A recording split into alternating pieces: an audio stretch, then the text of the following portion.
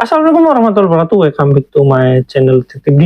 Ya teman-teman, kali ini video ketiga pembahasan tentang asal-usul obong stick atau warung stick ya teman-teman. Nah, kita lanjut seperti yang saya videokan sebelumnya, bahwasanya terkait diskotik dan obong stick ini kaitannya sangat erat ya teman-teman, karena ya di rentang waktu yang sama, di mana posisi si pendirinya ini nggak punya uang, kemudian dia mendirikan diskotik, terus kemudian dia bisa mendirikan restoran ya.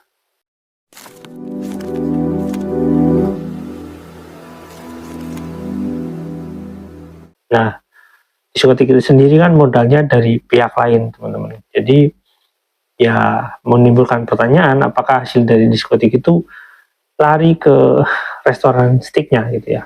Nah, kita akan lanjut dengan bacaan dari website ini. Ya, saya ingatkan lagi ya, sua.co.id. Saya akan bacakan lagi.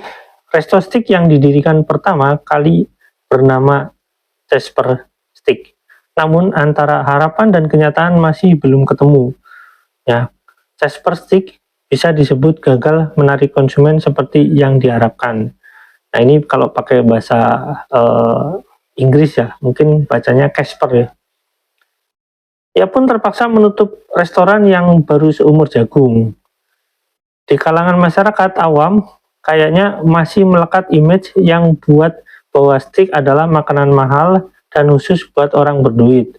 Tutur lelaki yang sekarang selalu berkopiah ini. Meski Casper Stick yang dibukanya di Solo gagal, Sugono tak putus asa. Pada tahun yang sama, ia mencoba menggapai keberuntungannya di Yogyakarta. Nah, ini Yogyakarta sangat erat kaitannya dengan Jody gitu, dengan warung stick, karena ya Jody juga merupakan orang yang menginisiasi bisnis warung stick itu ya di Jogja ya teman-teman, dengan cerita yang dramatis, dengan dia seolah-olah kayak orang yang ya miskin gitu ya, orang yang pas-pasan gitu ya. Tapi nanti itu dicerita berbeda teman-teman. Kita lanjut ya. Konsep yang dijual agak beda. Ia menawarkan konsep kafe dengan menu utama stick. Meski berlokasi di Jogja, tepatnya di kawasan Pasar Kembang dekat Malioboro. Ia memberi nama resto atau cafe sticknya Cafe Solo. Sasaran yang ingin digait memang wisatawan asing yang sering kongko di tempat ini. Namun, lagi-lagi Sugondo harus menelan pil pahit. Nasib Cafe Solo tak sebagus daripada Casper Stick, sehingga ia juga terpaksa ditutup karena kurang respon konsumen. Wisatawan asing yang diharapkan datang ternyata tak melirik sama sekali. Wisatawan atau konsumen lokal pun enggan masuk. Nah, teman-teman, kita bisa membayangkan ya, orang yang tidak punya modal, terus dia mencari modal membuka diskotik, diskotiknya mungkin cukup berkembang, atau ya namanya tempat seperti itu, ya saya nggak tahu ya, karena saya belum pernah masuk. Tapi kalau saya lihat di berita, ya kalau orang-orang yang suka dengan minuman beralkohol atau suka dengan party-party yang nggak jelas itu, biasanya ya mereka berkumpul di sana gitu ya. Mungkin dengan harga range yang lebih mahal daripada makanan di hotel. Karena setahu saya, kalau misalkan saya baca berita ya, makanan-makanan di tempat itu biasanya ya dinaikkan ratusan kali lipat gitu. Kalau di hotel, menurut saya kalau di hotel-hotel yang wajar itu masih wajar aja sebenarnya, dengan bahkan dengan restoran lebih mahal di restoran gitu ya. Nah, teman-teman, kalau kita melihat dari case ini, dari berita ini atau dari cerita ini, kita akan tahu bahwasanya dia tidak punya modal, mungkin dari gaji atau dari presentasi dari diskotik itu membuat usaha yang pertama Casper Stick, tapi gagal, bangkrut gitu ya. Karena kebangkrutan di restoran itu biasanya benar-benar menyakitkan. Kenapa? Karena ya kalau itu nyewa, ya sewanya nggak kepake. Keduanya, kalau barang-barangnya itu kredit, misalkan seperti panci, terus nanti seperti meja, kitchen set dan lain-lain, kredit itu harus dibayar. tetap harus dibayar. Kalau cash, biasanya restoran itu tidak mau gitu ya, maksudnya ambil cash, kecuali kalau itu diproduksi di tempat dia sendiri, sehingga ya itu tidak terlalu berat gitu ya. Tapi tetap kan modal yang harus dikeluarkan adalah modal pemberian mungkin kayak alat-alat, terus modal pemberian jasa daripada para tukangnya, terus ya modal dasar dari bahan bakunya gitu ya. Dan itu juga cukup mahal, apalagi kalau menggunakan stainless steel ya. Dan biasanya itu ya pasti keluaran ratusan juta. Dan kita nggak tahu uang ratusan juta itu didapat dari diskotik atau dia pinjam di bank, kita juga tidak tahu. Nah, tapi kalau resikonya pinjam di bank, itu kan kalau restorannya bangkrut, ya itu akan menjadi beban ya, beban keluarga. Nah, tapi ternyata dia masih bisa buka kafe, ya kalau di Malioboro, daerah Malioboro ya, bukan di Malioboro. Kalau ini daerah yang cukup ramai, karena kita tahu daerah dekat-dekat Malioboro atau Pasar Kembang itu, saya rasa sewaan tempatnya itu cukup mahal ya. Ya, kita bisa konversi dengan inflasi tentunya. Kalau misalkan kita berpikir sekarang, ya mungkin sewanya bisa nyampe, satu lokasi bisa nyampe 40 atau 50 ya, bahkan 60 juta ya. Nah, kita nggak tahu modalnya dari mana, dan mungkin barang-barang lama masih bisa dipakai, tapi kan bahan baku ya tetap harus beli, dan itu tetap bisa menghabiskan ratusan juta juga. Nah, tapi di sini kan bangkrut ya. Nah, ini menarik, ketika dia bangkrut, uangnya, pemasukannya dari mana gitu ya teman-teman. Nah, sekarang kita lanjut lagi ya teman-teman.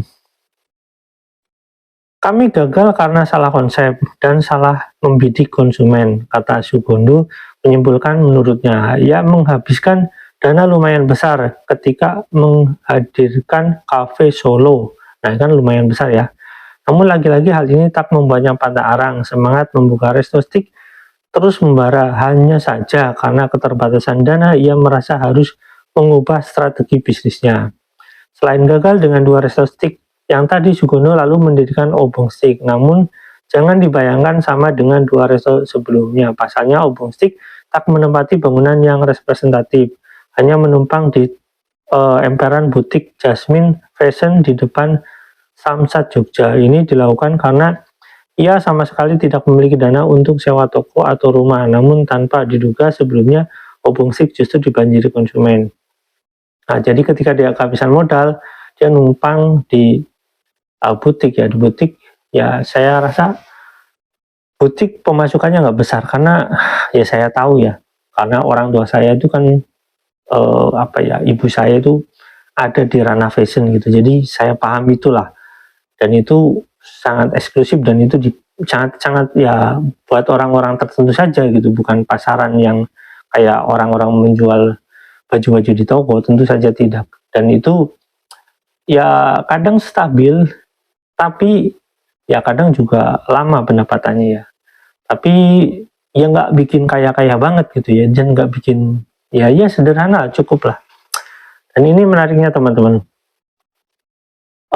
Tetap saja ya, ketika dia membuka restoran baru, kan dia mengeluarkan modal lagi, tapi dia masih punya modal, dan itu saya nggak tahu modalnya dari mana.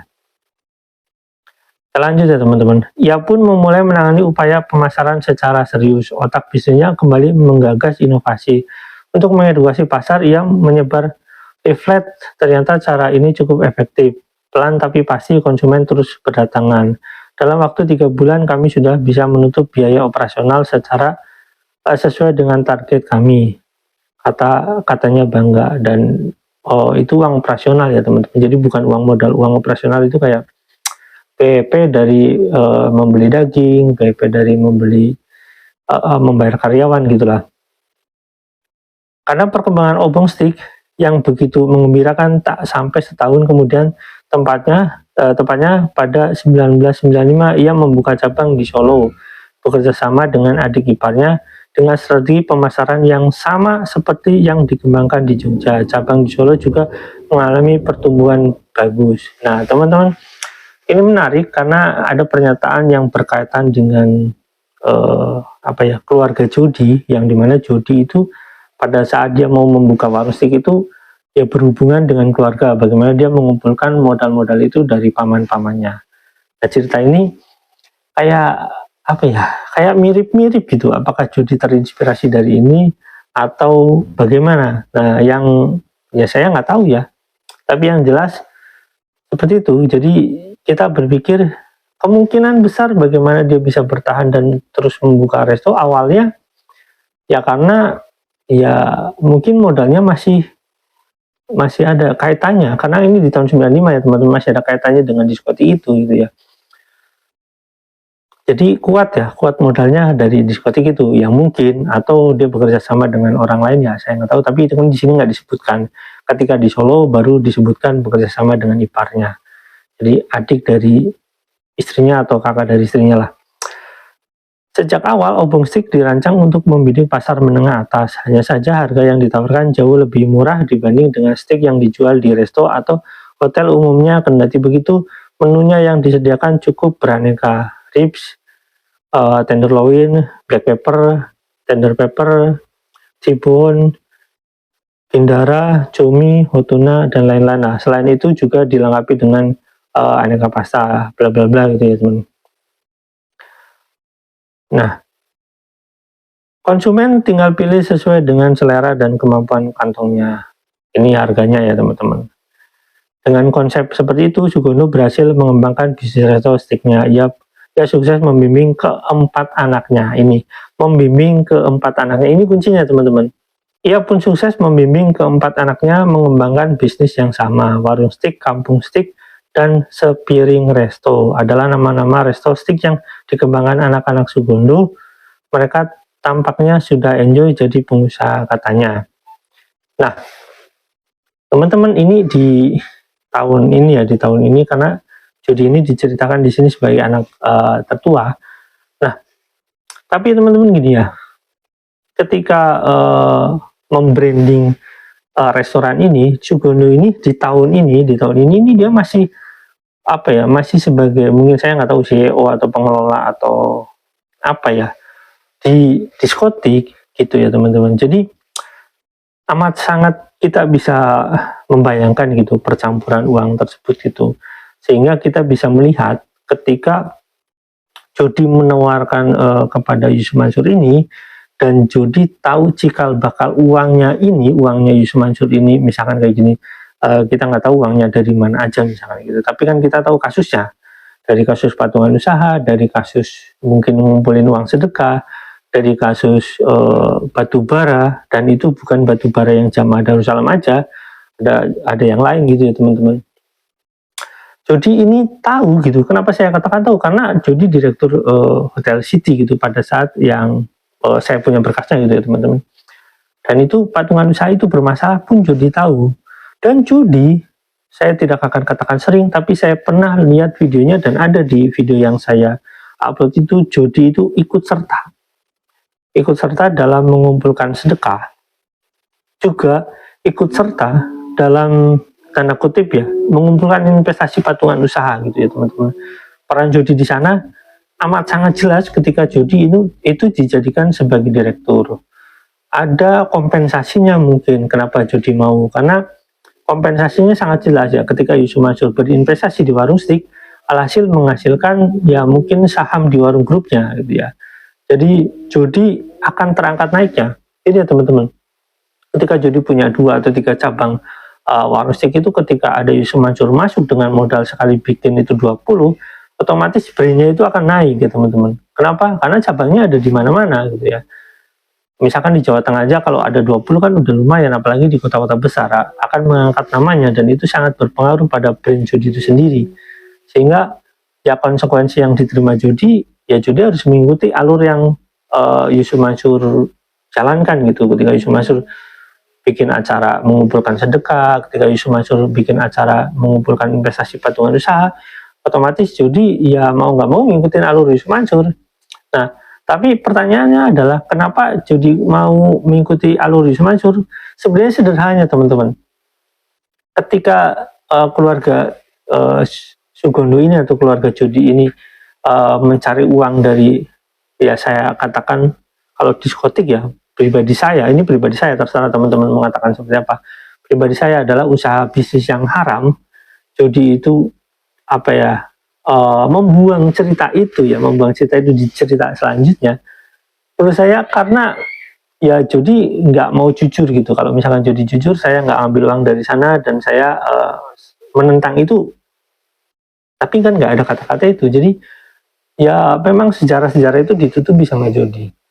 Dan menurut saya kenapa judi itu mau, karena ya judi juga enjoy dengan bisnis yang dibuka dengan modal yang mungkin gitu ya, mungkin dari diskotik. Jadi nggak ada masalah dengan uang sedekah yang yang misalkan dia dapat gitu. Itu kalau misalkan judi dapat uang sedekah dari Yusuf Mansur, ya kita nggak tahu ya teman-teman. Karena ya itu bisa dibuktikan di pengadilan ketika nanti alurnya ke pidana gitu ya, nanti ada PPATK di sana. Dan apakah nanti uang batubara masuk ke judi di tahun itu? Ya saya nggak tahu, tapi pernyataan Yusuf Mansur sangat jelas. Ketika orang-orang ini gagal investasi, artinya Yusuf Mansur gagal membayar investasi batubara, ketika bisnis batubaranya itu stuck gitu, artinya saya nggak tahu ada bisnisnya atau enggak, tapi ketika Yusuf Mansur gagal membayar investor batubara, tapi ternyata Yusuf Mansur malah menginvestasikan uang yang sangat banyak dengan membuka cabang 20 warung-steak sekaligus gitu di tahun 2010. Jadi kan indikasinya sangat kuat kemungkinan Yusuf Mansur uang dari batubara ini atau uang dari sedekah gitu, kita nggak pernah tahu ya. Kita kan cuma mengindikasikan, tapi indikasinya sangat kuat gitu ya teman. Bagaimana orang itu, saya belum mencari orang itu ada yang pernah sampai bawa golok atau senjata tajam ya pada Yusuf Mansur untuk membayar di tahun-tahun itu ya teman-teman. Dan Yusuf Mansur ya sering menghindar gitu ya teman-teman. Bagaimana Yusuf Mansur dikejar debt collector gitu, Yusuf Mansur sering menghindar gitu ya teman-teman. Tapi Yusuf Mansur bisa menginvestasikan uang begitu banyak. Jadi Yusuf Mansur nggak peduli dengan investor, seperti yang terjadi gitu ya teman-teman. Kalau misalnya Yusuf Mansur ya nanti datang ke rumah aja, itu adalah kata-kata bullshit teman-teman. Oke, saya akan lanjut lagi ya teman-teman, karena cerita ini sangat berkaitan gitu ya teman-teman. Sampai di sini jangan lupa like, share, dan komen, jangan lupa juga share. Wassalamualaikum warahmatullahi wabarakatuh. Bye.